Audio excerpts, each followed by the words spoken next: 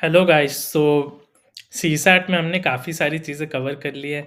हमने काफ़ी maths cover कर लिया है। रीडिंग कॉम्प्रिहेंशन के भी हमने बेसिक समझ लिए हैं। रीजनिंग में कई सारे हमने टॉपिक्स कर लिए हैं। अब आज के सेशन में and in the coming session we are going to see that how जो हमने टॉपिक्स अभी कवर किए हैं already they form a major portion of the syllabus. ठीक है। तो अभी तक हमने इस एंगल से समझा चीज़ों को कि सारे टॉपिक्स इक्वली इम्पॉर्टेंट है, राइट? तो जब भी मैं आपको लिस्ट दिखाता हूँ what are the pending topics, क्या टॉपिक्स कर लिए हैं, तो ऐसा लग सकता है कि अरे अभी बहुत बचा हुआ है, but that is not the case. ठीक है। तो जो टॉपिक्स हमने ऑलरेडी अब तक कर लिए हैं उन टॉपिक्स के दो अच्छी बातें हैं। पहली बात ये कि वो टॉपिक्स का वेटेज बहुत ज़्यादा है, वहाँ से काफ़ी क्वेश्चंस आएंगे, मेजॉरिटी ऑफ क्वेश्चंस वहीं से आएंगे। ठीक है। And point number two is return on investment. जैसे कई टॉपिक्स हैं जो कुछ बचे हुए हैं, लेट्स से मैथ्स में बचे हुए हैं, we are talking about let's say probability. अब it's a very difficult topic compare to कि एक दो क्वेश्चन आते हैं, है ना? And we need to be very smart कि कैसे हम जीएस में और सीसैट में टाइम डिस्ट्रीब्यूट करें। जीएस में we need to make sure कि हम एफर्ट दें और उस हिसाब से सीसैट की तैयारी करनी है। So that is how this entire course was designed. As I always said कि मुझे आपके 90 100 110 मार्क्स तक लाने की जिम्मेदारी लेनी है, not to score 170 180, right? So what is that thing which will enable us the easiest path to clear that cutoff? तो उस हिसाब से अभी हमने लेसन्स किए हैं। Now continuing from here on, आज हम रीजनिंग में क्या करेंगे, रैंक एंड ऑर्डरिंग एक इम्पॉर्टेंट टॉपिक है जहाँ से क्वेश्चंस आते हैं, वो तो करेंगे ही करेंगे। उसके साथ साथ हम ये समझेंगे कि डेटा सफिशिएंसी और असर्शन रीजन टाइप के क्वेश्चन कैसे करते हैं। ठीक है। So with this we are going to make a significant progress in our reasoning. ठीक है। तो इंपॉर्टेंट लेसन है, make sure that you pay attention. ठीक है। तो थोड़ा-सा मेरे बारे में, सो माई सेल्फ कार्तिक, और मैंने 2017 में यूपीएससी सिविल सर्विसेज क्लियर किया with an AIR 529, and besides that I have a 160 plus score in CSAT myself, and I have a top 10 rank in another UPSC exam which is the engineering services, जिसमें AIR 5 था मेरा। ठीक है। So you can be pretty sure कि जो भी हम कर रहे हैं it's you are in pretty safe hands. और हमारी जो तैयारी है बिल्कुल कई एप्टीट्यूड एग्जाम्स और कई जो टॉप रीजनिंग एग्जाम्स हैं उनकी जो स्टडी मैंने की है, and I have cracked many of these, तो उसके बेसिस पे ही जो मेरी अंडरस्टैंडिंग है, जो मैंने सम निकाला है उस सब का, वही मैं आपके साथ शेयर करता हूँ। ठीक है। नाउ अभी तक हमने around 50%, that is 45% reasoning cover कर ली है। तो आज हम assertion reason, rank and order और डेटा सफिशिएंसी सारी चीज़ें एक ही साथ खत्म कर लेंगे, बहुत इजीली। ठीक है। बहुत आराम से खत्म होगा, एंड यू विल सी कि आपकी रीजनिंग एक्चुअली खत्म होने को बहुत क्लोज आ गई है। ठीक है। So I show you how, and let's get started with this rank and ordering. ठीक है।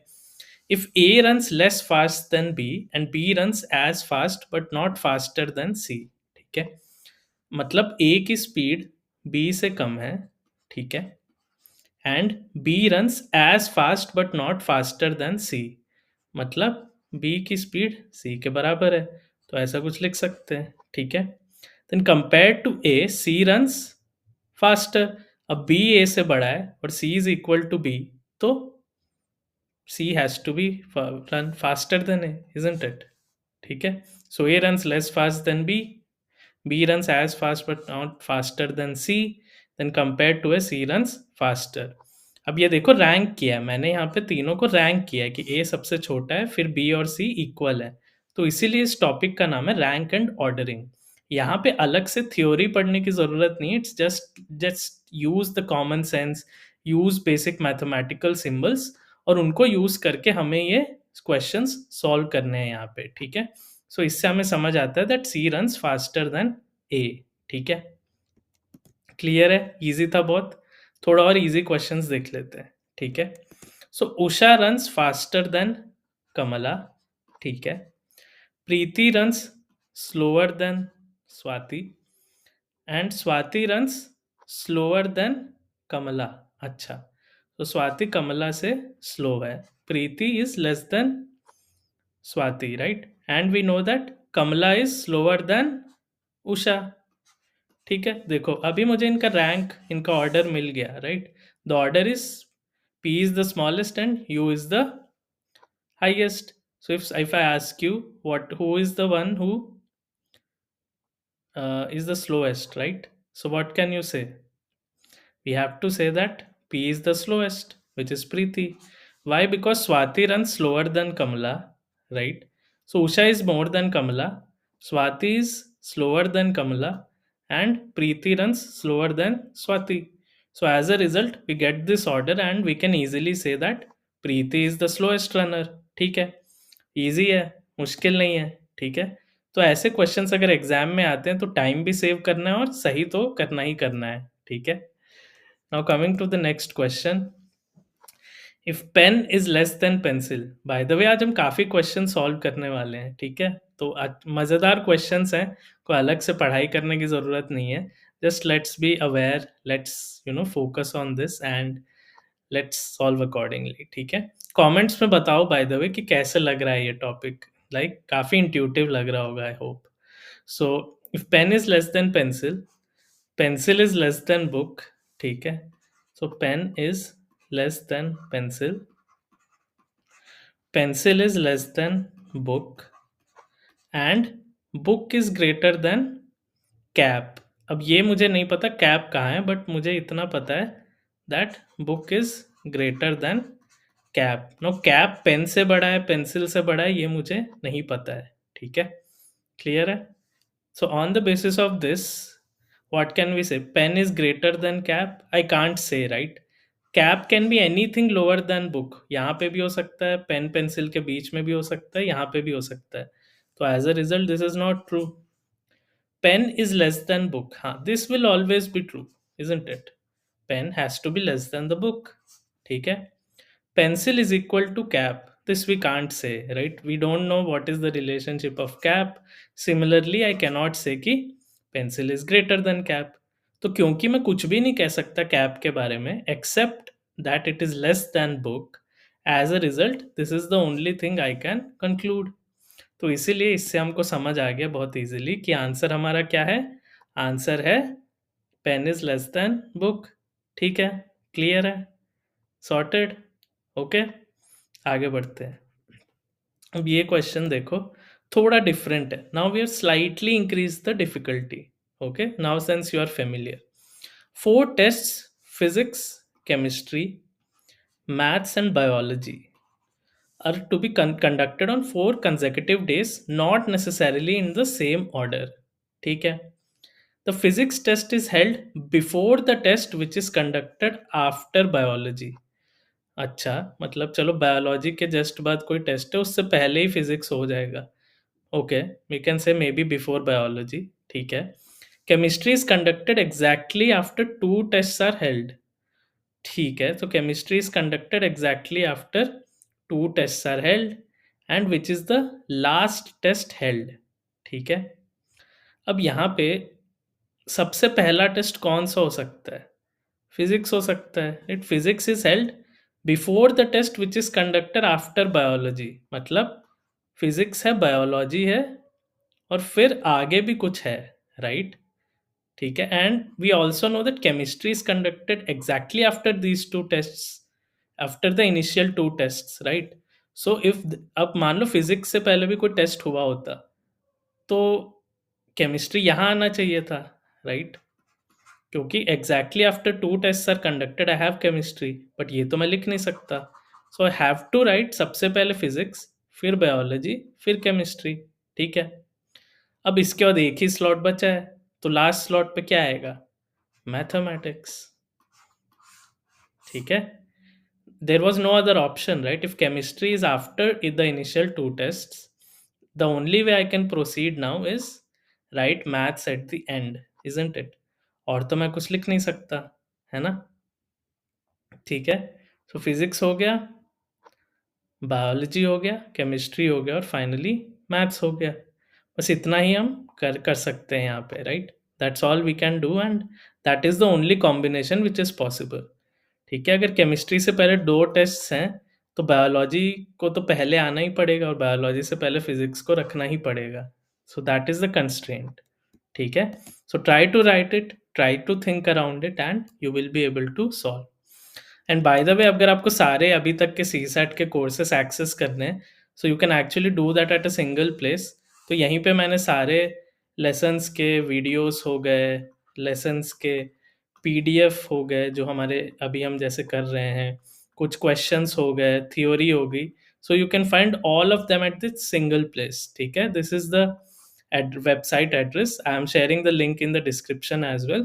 So kalam.in/upsc minus CSAT minus 2024। ठीक है, तो बिल्कुल आराम से बैठ के कोर्स की तरह आप एक ही जगह सब कुछ फिनिश कर सकते हो। ठीक है, and the second thing, the major announcement here is we are currently running a 100 days revision challenge. तो अभी तक अगर आपने इसमें नहीं शुरू किया है तो इसका भी प्लेलिस्ट में लिंक शेयर किया है। तो हम 100 दिन में सारा सिलेबस रिवाइज कर रहे हैं and we are using PYQs for that. तो प्रीवियस ईयर क्वेश्चंस भी हो जाएंगे, रिवीजन भी हो जाएगा और हम रोज नए नए कॉन्सेप्ट्स पढ़ते हुए खत्म करेंगे। And the other benefit is कि आपको वीकली टारगेट्स क्लियरली मिले हुए हैं। Now, once you know what is your weekly target, it becomes very easy to understand and go ahead and solve this, isn't it? तो इस तरह हम ये कर रहे हैं। चलो आगे बढ़ते हैं।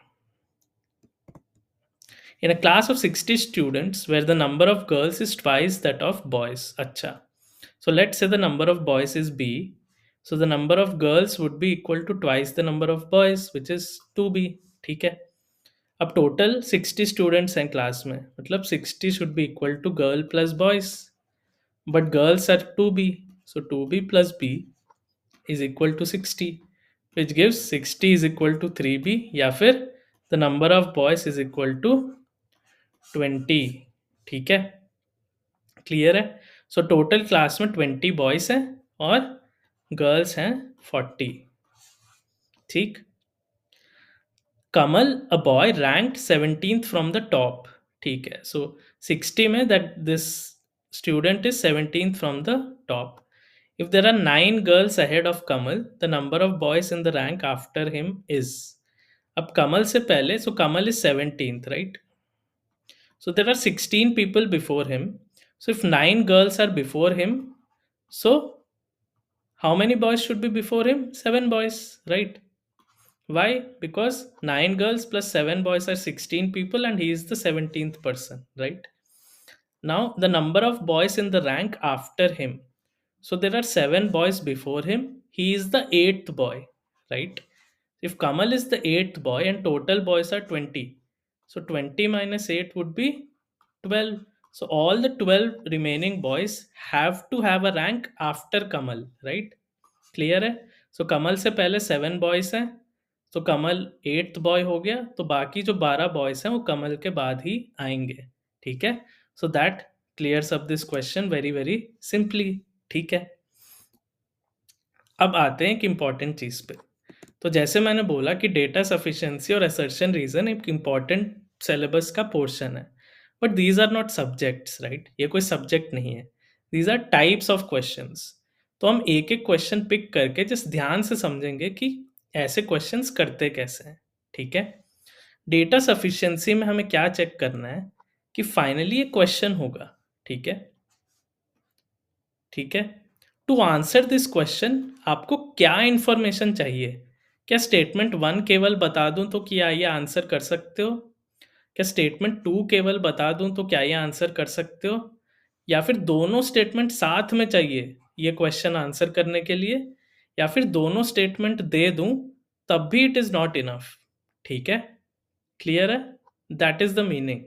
सो how we will go about is I just go statement 1। ठीक है, statement 1 says there are 4 numbers p, q, r, s.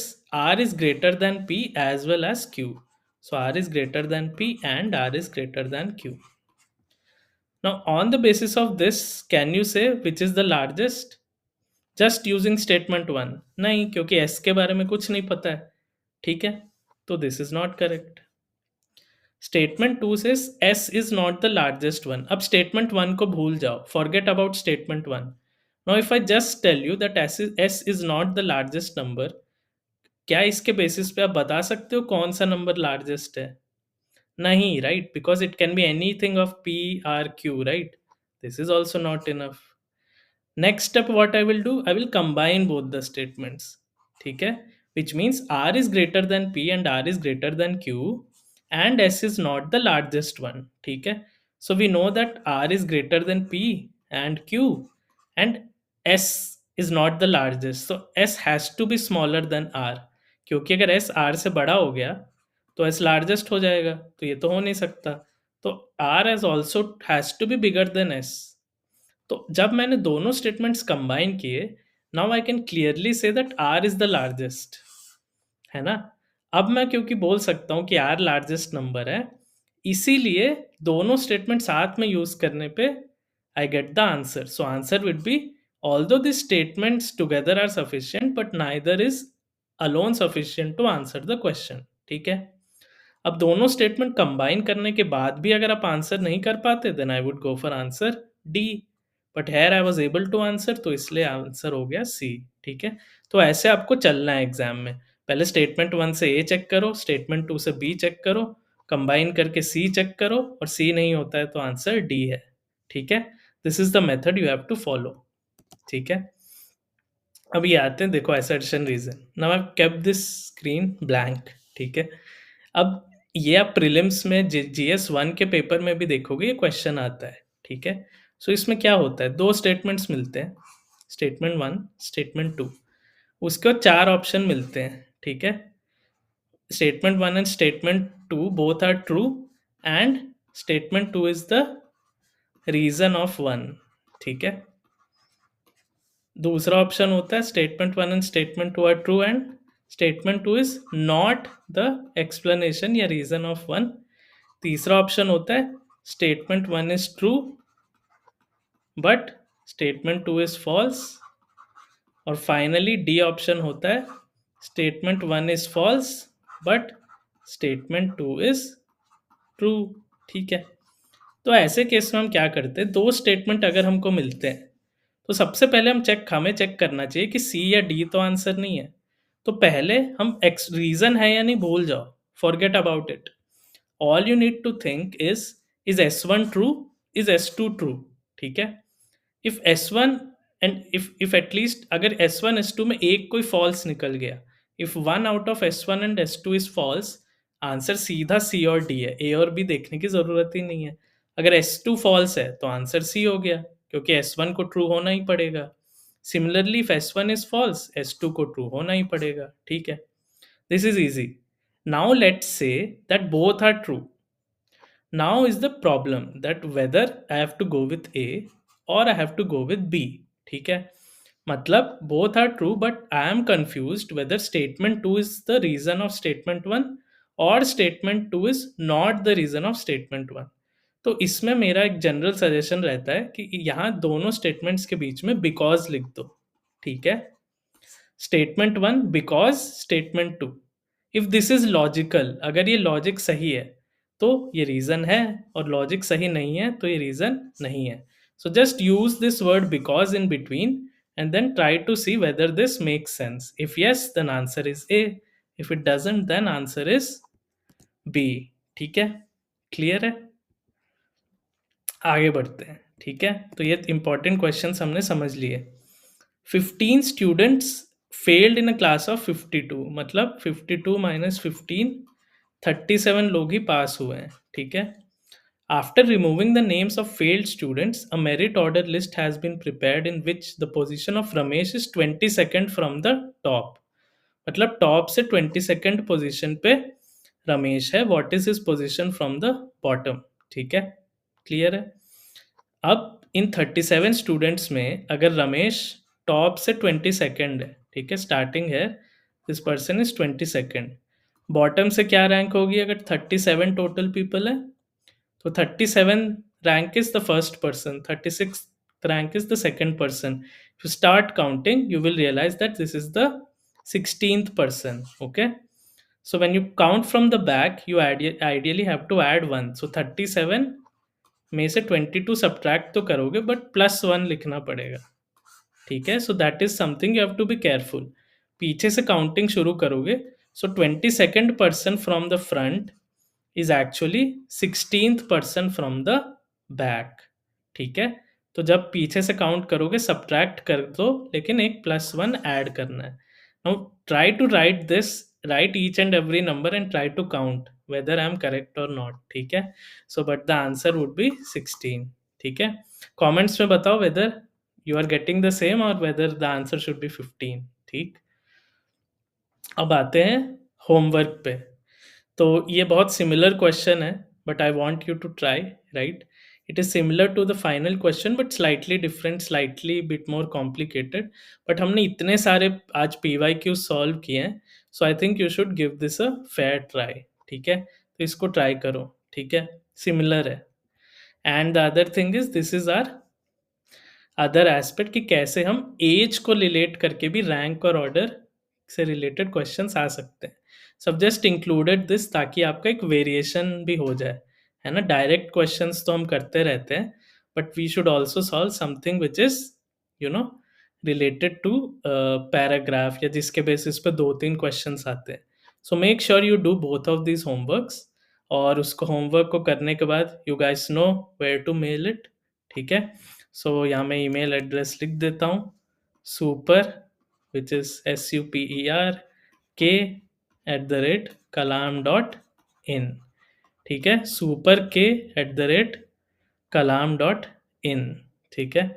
So I'll just write it again, तो super k@kalam.in, ठीक है।